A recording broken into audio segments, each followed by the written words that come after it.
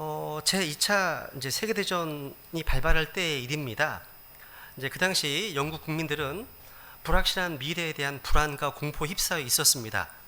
이때 영국 황실과 윈스턴 처칠 수상은 영국 교회의 요청에 의해서 전쟁이 발발하던 그날 온 교회에서 같은 시각에 일제히 종을 울리도록 했습니다. 누구를 위해서 종을 울립니까? 얼마 전에 트럼프 대통령이 이제 코로나 사태를 맞이해서 국가 기도의 날을 선포하고 함께 예배드리는 그런 기사를 읽었습니다. 참 멋있고 아름답더라고요. 그런 내용과 비슷한 내용이에요. 이 당시 이 종은요, 전쟁 가운데 희망을 심기 위해서 희망의 종이라고 명명되었습니다. 동시에 영국 황실은 영국 성공회의 존경받는 주교였던 윌리엄 템플 경에게 전 국민에게 보내는 방송 설교를 의뢰했습니다. 이 템플 주교가 그의 역사적 설교를 이렇게 시작했습니다. 대영 제국 국민 여러분, 잠시 후 이 땅의 모든 교회에서는 종이 울릴 것입니다. 종소리를 듣거든 모두 교회로 나아가십시다. 그리고 역사의 주인 되신 전능하신 하나님을 바라보십시다. 지금이야말로 하나님께서 내시는 그 길로 하나님의 인도를 받을 때입니다. 라고 얘기했습니다. 어떤 사람은 이 설교가 현실적 대안이 결핍된 아주 상투적인 설교라고 비판했을지 모르겠습니다. 근데 그 상황에서 이보다 더 실제적인 대안은 없을 것이라 생각도 들어요. 여러분, 역사의 모든 고통, 고난이 하나님의 손길을 거쳐서 허용되는 것이라면 하나님의 인도하심 없이 그 고통으로부터의 탈출과 해방은 불가능한 겁니다. 여러분, 지금 우리나라를 비롯해서 전 세계가 참으로 어려운 시기를 지나고 있습니다. 우리는 이 고통을 온몸으로 경험하기 시작했습니다. 이 때야말로 주님의 인도하심이 절실하게 필요한 때가 아니겠습니까? 오늘 저는 본문을 통해서 주님께서 우리에게 보여주시는 길이 어떤 길이죠? 한번 생각해 보려고 합니다. 먼저 하나님께서 내시는 그 길, 하나님의 길은요, 우리가 보지 못한 길입니다.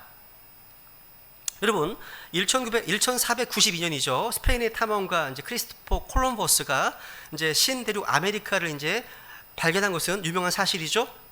당시 그것은 엄청난 사건이었습니다. 콜럼버스가 살던 중세 시대의 지도 가장자리에 보면 테라 인코그니타라고 쓰여 있습니다. 유튜브에 나옵니다. 구글에 보면 나옵니다. 테라 인코그니타. 라틴어인데요. 미지의 땅, 또 미개척의 영역이란 뜻이에요. 당시 사람들은요, 지구가 사각형이라고 믿었습니다. 그래서 그 가장자리 밖으로 항해해 나가면 까마득한 낭떠러지로 배가 추락하거나 아니면 머리가 2개 달린 용에게 잡아먹힌다고 믿었습니다. 그런데 콜럼버스가 그 테라 인코그니타, 곧 미지의 개척지인 지도 가장자리 밖으로 나간 거거든요. 근데 원래 이 콜럼버스는요, 신대륙을 발견하려고 간 게 아니에요. 인도로 가는 지름길을 찾으려고 나선 거였습니다. 원래 목적이었습니다. 그런데 하나님께서는 콜럼버스가 생각하던 길과는 전혀 다른 길, 그보다 훨씬 더 크고 복된 길로 인도하셨습니다. 크리스찬이었던 이 콜럼버스는요, 훗날 자신이 담대하게 항해할 수 있었던 것은 성령님의 인도하심이 있다고 고백했습니다. 자신의 길 이렇게 썼어요. 나의 항해 계획을 들은 많은 사람들이, 모든 사람들이 나를 비웃었습니다. 하지만 성령님께서 내게 분명한 감동을 주셨습니다. 성령님께서 말씀으로 내게 위로를 주셨다. 이렇게 주셨습니다. 이렇게 써 있습니다. 그러니까 콜럼버스에게 위로와 힘을 주셔서 지도 밖 미개척의 땅으로 항해할 수 있게 하셨다는 겁니다. 근데 그 동일하신 성령님께서는 오늘 우리에게도 힘과 용기를 주셔서 코로나19 사태로부터 너무나 좀 불확실한 미래를 항해할 수 있게 하시고 승리하게 하실 줄 믿습니다. 지금 우리나라는 코로나19 바이러스에서 시작된 아주 힘들고 고통스러운 그런 상황들이 연속되고 있죠. 환율은 폭등하고 있고 주가는 폭락하고 있습니다. 소상공인이나 중소기업들이 줄도산의 위협 가운데 있습니다. 그런데 한국 경제 상황이 답이 안 보여요. 점점 악화를 겪고 있습니다. 게다가 선거가 한 달 남지 않아서 우리나라 정치 현실도 무척 혼란스럽습니다. 근데 어떻게 하겠습니까? 이게 싫든 좋든 현실은 우리 앞에 닥쳐왔습니다.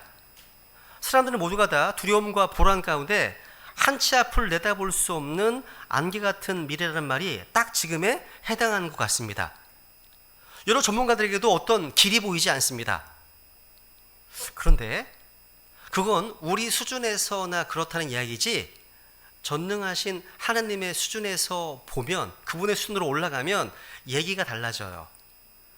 16절에 보시면 이런 말씀이 있죠. 16절에 보시면 오늘 주가 이같이 말하노라, 나는 바다 가운데 길을 내고 거센 물들 가운데 행로를 낸다 말씀하십니다. 여기서 바다와 거센 물들은 역사적으로 이스라엘 백성 앞을 가로막고 있었던 홍해 바다를 말합니다. 이것은 과거 역사적 사건입니다. 그리고 예언적으로 또 교리적으로 봤을 때는 앞으로 이스라엘 백성에게 행하실 일입니다. 이사야서 43장 본문 2절에 보시면 이런 주님의 약속이 나옵니다. 내가 물 가운데로 지나갈 때에 내가 너와 함께하리라. 강들을 건널 때에 강들이 내 위로 넘쳐흐르지 못하며 내가 불 속을 걸어갈 때에 타지도 아니하고 불꽃이 너를 사르지도 못하리니. 여러분, 주님께서는 앞으로 대환란 때, 교회가 휴거된 이후에 대환란 때 적그리스도의 핍박과 고난에서 그들을 구출하실 것입니다. 약속의 말씀이거든요. 사탄이, 용이 그 이스라엘 백성들을 추격할 때 주님 그들을 건져내신다고 성경에 예언되어 있습니다. 계시록 12장에 보시면 뱀이 자기 입에서 여자의 뒤로 물을 홍수같이 내뿜어 그녀를 홍수에 떠내려가게 하려 하되 땅이 여자를 도와 자기 입을 벌려 용이 그의 입에서 내뿜은 홍수를 삼키니 라고 되어 있습니다. 그러니까 환난 성도로서 주님의 백성들 앞에 바다가 막든지 거센 물들이 있든지 그것은 아무 문제가 안 된다는 거죠. 왜냐하면 주님께서 그 어디에서나 길과 행로를 내시는 분이시기 때문입니다. 우리는 산들이 막을 때 사방이 가로막혔다고 이야기합니다. 뭔가 어려움이 계속 가중되면 산 넘어 산이구나, 첩첩삼중이구나 이런 말 하잖아요. 그죠? 앞이 바다이거나 강이면 길이 막혔네, 끊어졌다 말합니다. 근데 우리 주님께서는요, 그 바다 가운데 길을 내시고 거센 물들 가운데 행로를 내시는 분이십니다. 왜? 우리 주님께서는 길이시기 때문에. 내가 곧 길이요 진리요 생명이니 말씀하셨잖아요. 주님께서는요, 바다 한가운데 길을 내시거나 바다 위를 걸으시는 놀라운 분이십니다. 이 땅에 주님께 재림하실 때 하박국 3장 15절에 보시면 주께서 주의 말들과 더불어, 계시록 19장 얘기죠, 바다 곧 큰 물더미를 지나며 걸으셨나이다. 그 우주에 있는 거대한 물 통과해서 오십니다. 그게 하나님이시라는 거죠. 그죠? 우리 성경 신자들은 이러한 이사야서 이런 말씀들이 역사적 사건일 뿐만 아니라 예언적으로, 교리적으로 기록된 말씀 그대로 앞으로 적용될 미래적 사건임을 알고 있습니다. 이게 교리적 적용이죠. 그런데 저는 오늘 설교를 통해서 영적 적용을 좀 하려고 한 겁니다. 여러분, 우리에게는 도저히 넘을 수 없는 태산 같은 장벽이 있습니다. 그런데 하나님께서는 그 바다 한가운데로 길을 뚫어준다고 하시네요. 사실 여러분, 전능하신 하나님께서 이렇게 수를 본다고 하죠. 바둑에서 수를 보잖아요. 몇 수를 본다 하잖아요. 하나님이 수를 보시는 것은 우리가 보는 것과는 차원이 다릅니다. 차원이 달라요. 그 당시 상상해 보세요. 홍해 바다 앞에 서 있는 이스라엘 백성들이 생각할 수 있는 가장 최고의 시나리오는 뭘까요? 어떤 방법을 찾을 때? 아마 어디선가 수많은 배들이 몰려와서 우리를 실어가는 것 정도 아니었을까요? 생각할 수 있는 것들이? 그죠? 그 누구도요, 그 다음 누구도 바다 한가운데 길이 난다? 생각하지도 못했을 겁니다. 즉, 하나님의 길은요, 항상 우리의 그 베스트, 최고의 상상력을 아주 장난처럼 뛰어넘으십니다. 뛰어넘으시는 분이십니다. 하나님이 길을 내시면 모두가 아니 그런 길이 있었어? 하며 입을 쩍 벌리게 되는 겁니다. 아무도 가보지 않은 길이기 때문에 다들 의심하지만 믿음으로 하나님을 바라보고 의지하면 놀라운 길이 보인다는 거죠. 그러니까 자꾸 자기가 생각하는 자기 방식이나 해결책으로 하나님을 뭔가 설득하려고 하지 말고 우리 이렇게 기도해야 되는 겁니다. 우리가요. 하나님, 제가 주님을 신뢰합니다. 의지합니다. 주님께서 인도하시는 그 길, 제가 모르는 길을 보여주시옵소서. 이렇게 기도하는 게 더 좋습니다. 더 낫다는 거예요. 또 두 번째, 보세요. 두 번째, 하나님께서 내시는 그 길은요, 가장 빠른 길임을 우리는 홍해 사건을 통해서 보게 됩니다. 여러분, 하나님께서는요, 거센 물들 가운데 행로를 내셨다고 말씀하셨습니다. 비록 홍해라고 하는 무서운 바다를 거쳐서 가는 길이긴 하지만 그 길이요, 우리가 생각하는 정상적인 경로로 가는 경로보다 훨씬 빠릅니다. 무슨 얘기냐면, 제가 아주 오래전 이제 군에 공군에 몸담고 있을 때 휴가를 마치고 이제 부대에 복귀하는 중이었습니다. 근데 조금 늦은 상황이었어요. 근데 한참 차가 막히는 시간에 제가 택시를 부랴부랴 탄 적이 있었습니다. 평소에 차가 막히면 1시간 이상씩 막히는 상습 정체국을 통과했기 때문에 전 포기했습니다. 부대 복귀 시간에 늦을 각오를 이미 했습니다. 다음 주가 반납하지 뭐 이런 각오를 하고 가는 거죠. 그런데 택시기사 아저씨가요, 자기가 택시 운전만 20년 했다면 20분 만에 끊어주겠다는 거예요. 그 길을요. 그럼 제가 더블로 주겠다고 근데 그분 되게 담대한 믿음 아니었습니까? 근데 과연 경이로웠어요. 골목길과 샛길과 고속도로를 이렇게 저렇게 연결시켜 가는데 정말 놀랍고 신묘막층 길이 막 나타났습니다. 여태껏 제가 듣도 보도 못한 길을 가다 보니까 딱 20분 만에 정확하게 목적지에 도달했습니다. 저는 입이 딱 벌어졌습니다. 어떻게 이런 길이 있었지? 야, 더블로 주고 단돈도 안 받았어요. 어떻게 이 길이 저기로 연결됐지? 이게 무슨 얘기예요? 사실 길이 없었던 게 아니고 내가 몰랐던 거예요. 내가 몰랐던 겁니다. 여러분, 바둑 1급에게는 전혀 보이지 않는 그 길이 바둑 프로 1단에게는 길이 보여요. 수가 보인다는 거죠. 그죠? 오늘 본문 19절에 보시면요, 이런 말씀이 있습니다. 보라, 내가 새 일을 행하리니 이제 그곳이 솟아오르리라. 너희가 그것을 알지 못하겠느냐? 심지어 내가 광야에 길을 내며 사막에 강들을 내리니. 여기 보시면 내가 광야에 길을 내겠다 말씀하시네요. 광야예요. 하나님께서 만들고 인도하시는 길이 당장은 고난과 시련의 길과 같고 패배의 길 같지만, 그리고 늦게 가는 길 같고 뒤처지는 길 같지만 그렇지 않습니다. 주 하나님을 신뢰하고 하나님의 손을 붙잡고 한 걸음 한 걸음 가다 보면 폭풍이 몰아치는 그 길이 내가 생각했던 것 길보다 훨씬 빠른 지름길이었다는 것을 알게 됩니다. 그러니까 폭풍의 길이라고 해서 반드시 더디 가는 길이 아닙니다. 왜냐? 하나님의 그 보는 수가 더 높기 때문이에요. 수가요. 우리 이사야서 55장 8절 9절 한번 종이 읽어보겠습니다. 시작. 내 생각들은 너희 생각들과 같지 아니하며 내 길들은 너희 길들과 같지 아니하니라.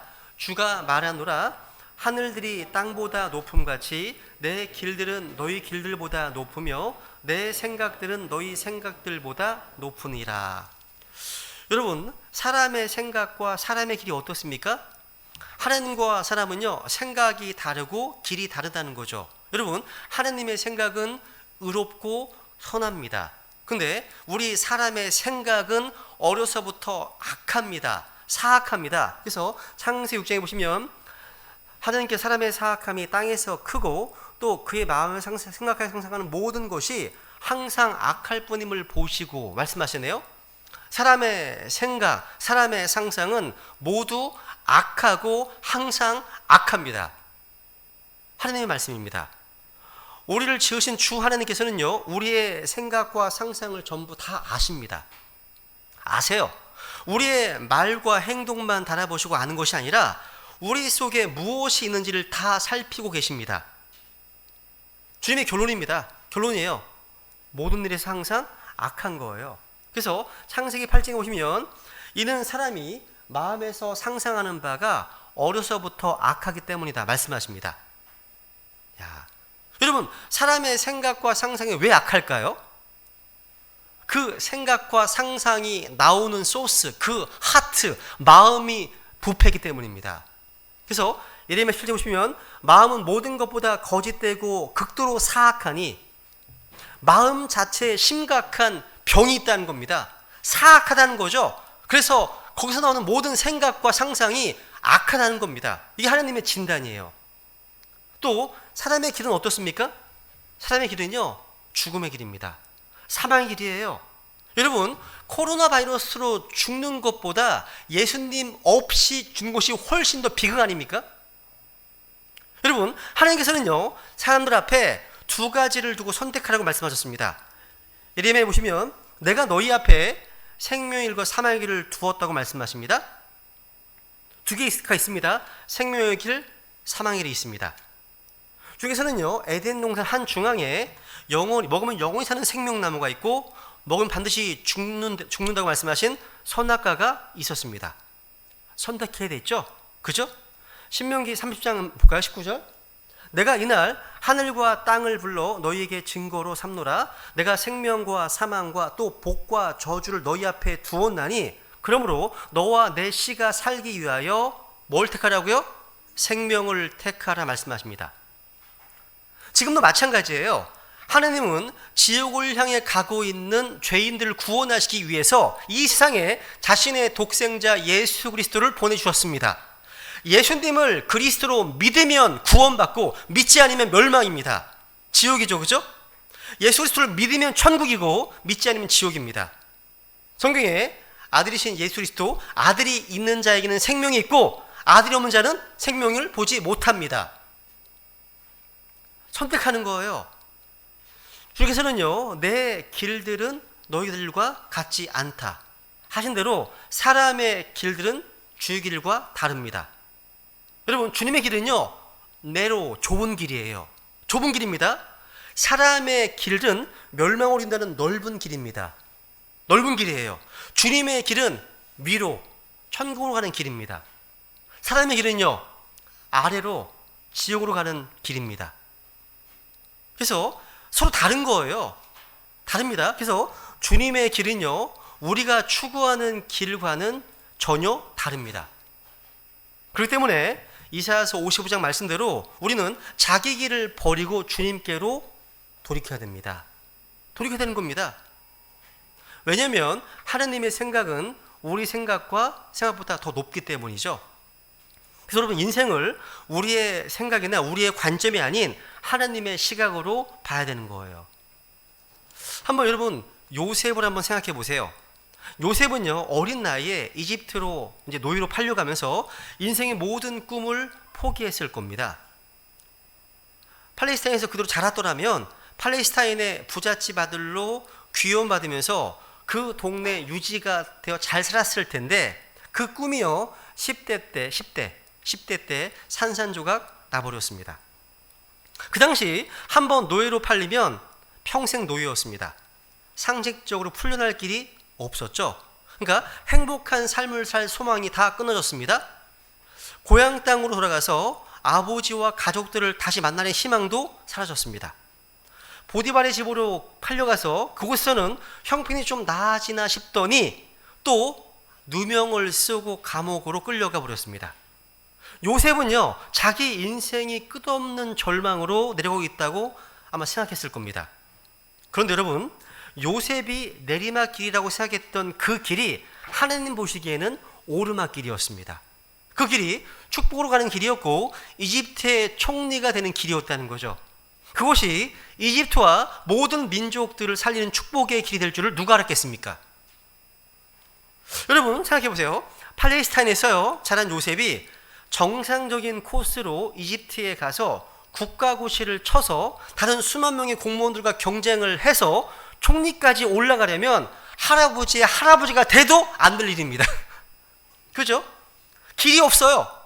그런데 노예로 떨어진 그 길이 축복된 결론으로 가는 길이었다는 거. 여러분, 우리 앞에는요, 수없이 많은 길들이 있는데 우리는 이 길이 저 길로 어떻게 연결되는지, 우리의 짧은 지식과 경험으로는 결코 이해할 수 없습니다. 이해할 수 없어요. 하지만 전능하신 하나님께서는요, 경이롭고도 아주 신비한 방법으로 우리가 모르는 길, 도저히 연결될 것 같지 않은, 또 연결될 수 없는 길들을 연결시켜서 길을 내시는 분이시라는 거예요. 그게 우리 하나님이시라는 겁니다. 그렇기 때문에 여러분, 하나님의 길을 갈 때 내가 가지고 있는 것을 보지 마세요. 여러분, 가진 것이 없어서 남보다 좋은 길을 못 간다 생각하십니까? 여러분 한번 들어보셨을 겁니다. 중국 알리바바 그룹의 어떤 마인 회장이 있어요. 이 마인 회장 들어보셨죠, 그죠? 이 사람은요, 명문대를 나오지도 않았고 IT 분야를 전공하지도 않았어요. 가난한 집안에서 자란 평범한 영어 강사였어요.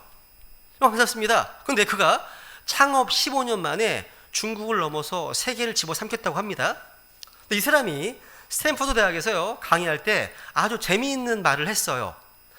자신의 성공 비결은 돈과 기술과 계획, 이 세 가지가 없었기 때문이라는 거예요.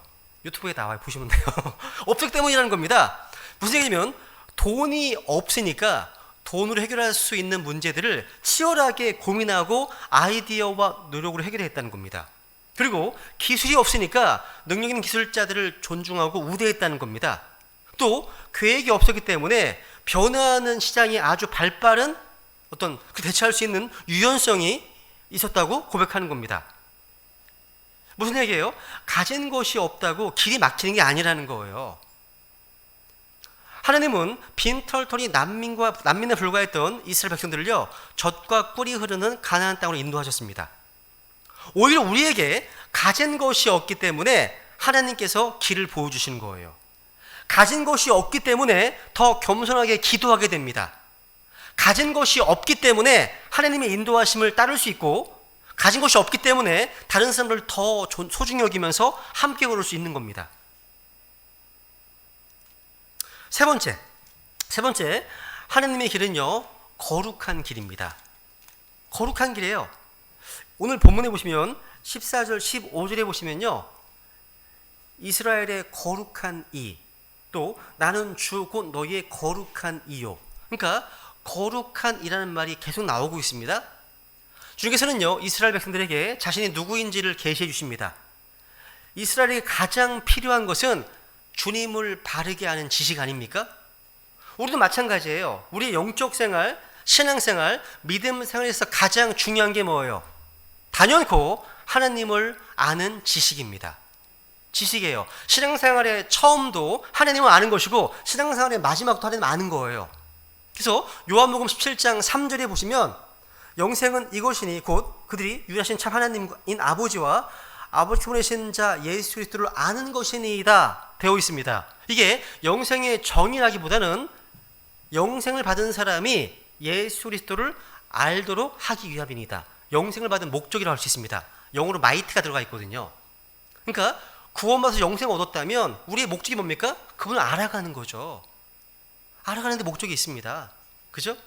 바울은 이렇게 합니다. 참으로 확실히 모든 것을 손실로 여김은 그리스도 예수 내 주를 아는 지식이 뛰어나기 때문이라 말씀하고 있습니다. 가장 뛰어난 지식입니다. 그죠? 하나님께서는 모든 사람이 지식을 받고 모든 사람이 구원을 받고 지식에 이르기를, 진리 지식에 이르기를 원하십니다. 그래서 이스라엘 백성들에게 나는 주 곧 너희의 거룩한 이요라고 하십니다. 주님은 거룩하신 분이십니다. 이 하나님이 거룩하시기 때문에 하나님께서 자신의 백성을 위해서 내시는 그 길 또한 거룩한 길인 거예요. 거룩한 길. 그래서 이사야서 35장에 보시면 35장 8절 한번 좀 읽어볼까요? 시작. 또 거기에 큰 길이 있으리니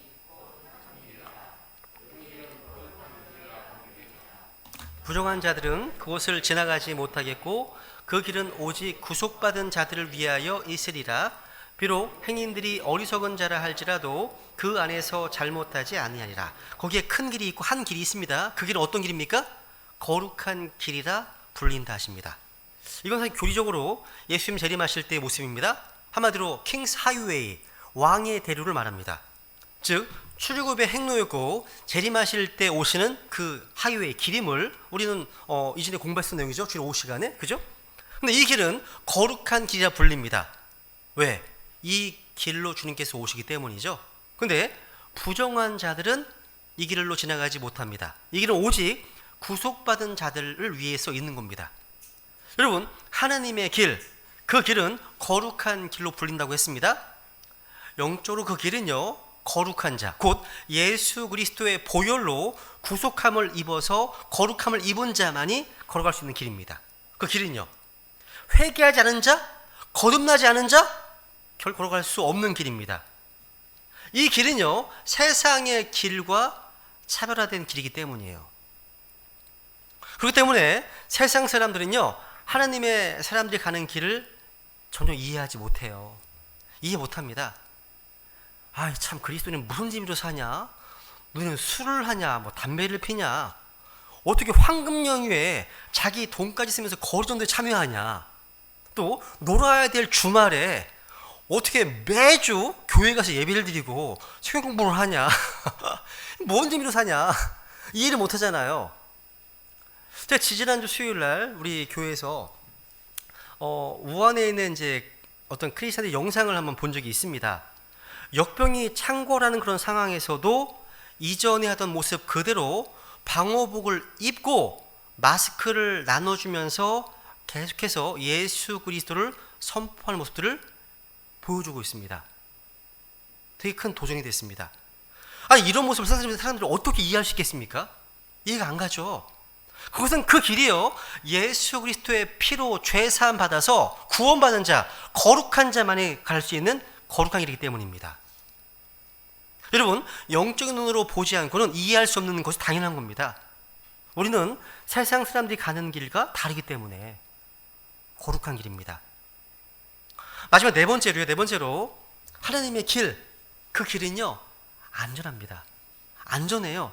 이사야서 35장 9절에 보시면요, 우리가 하나님의 길을 갈 때 방해물이 없어요. 하나님이 치워주시는 거예요. 보시면 이사야서 35장 9절에 보시면 그 거룩한 길, 그 길에는요, 거기에는 사자도 없고, 이 사자가 그 사자입니다. 호랑이 사자입니다. 메신저가 아닙니다. 사자도 없고 굶주린 짐승이 거기로 올라가지 아니하므로 거기서 그것을 만나지 아니할 것이며 오직 구속받은 자들만 거기서 걸으리라 말씀하십니다.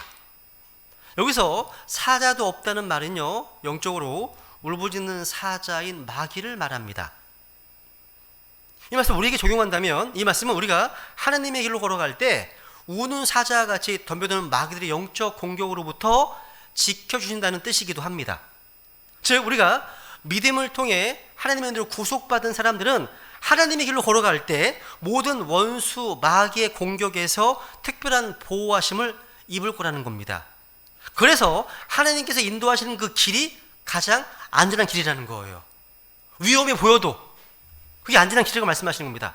여러분, 홍해바다 한 가운데로 길이 났다고 하면 많은 사람들이 그게 좀 불안하고 위험하지 않을까 생각할 수 있습니다.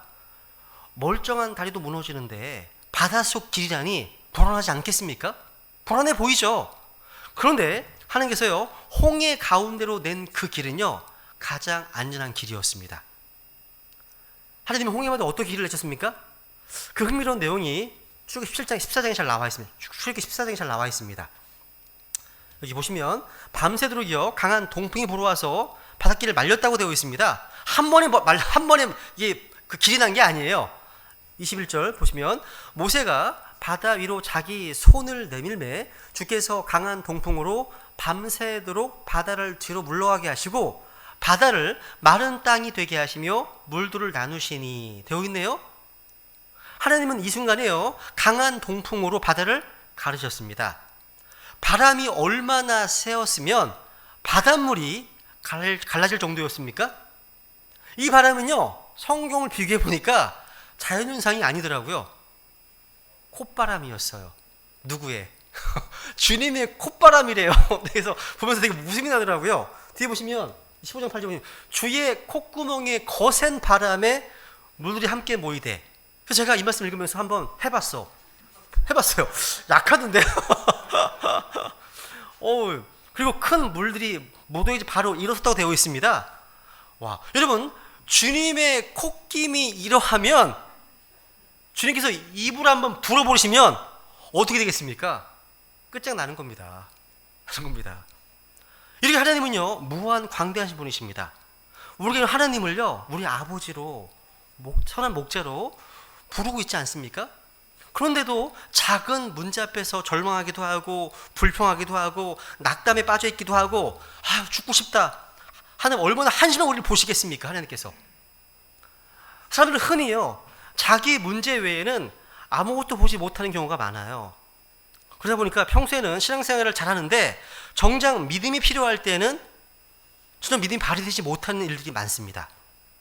몸이 아프든, 지정적인 어떤 문제가 있든, 빚을 지었든, 부부관계에 문제가 생기든, 자녀가 사고를 치든, 뭔가 다른 누군가에게 환멸을 느끼든, 스스로에게 절망을 느끼든 간에 그런 상황에 처할 때 문제를 해결할 수 있는 주님은 안 보이고 문제만 묵상합니다.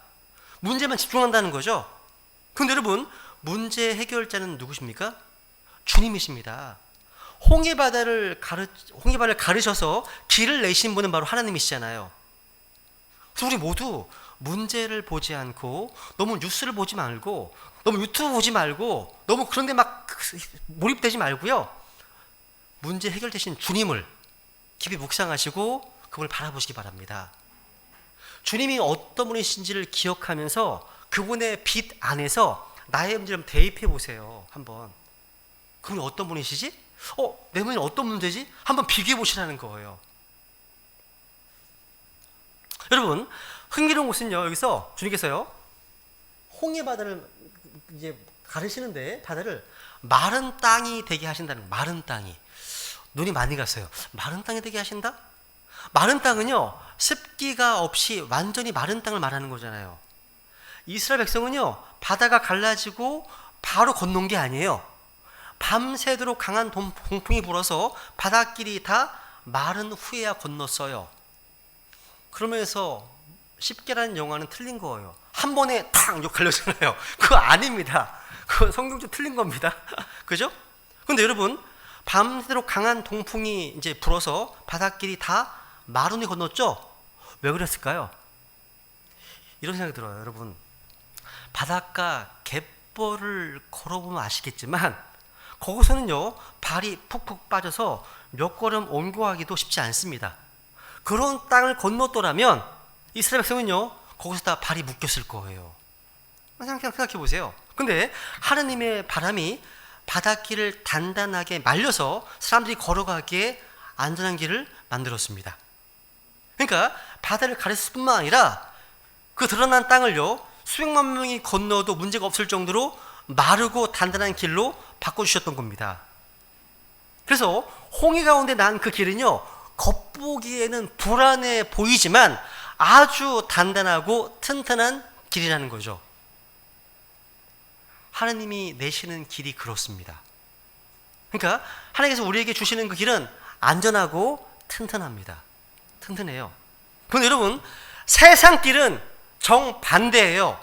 반대입니다. 출세길, 탄탄대로, 꽃길만 걷자? 꽃길 얘기하잖아요. 그거 좋아 보이지만 위험한 길입니다. 위험해요. 사람들은 어느 정도 성공하면 아주 교만해집니다.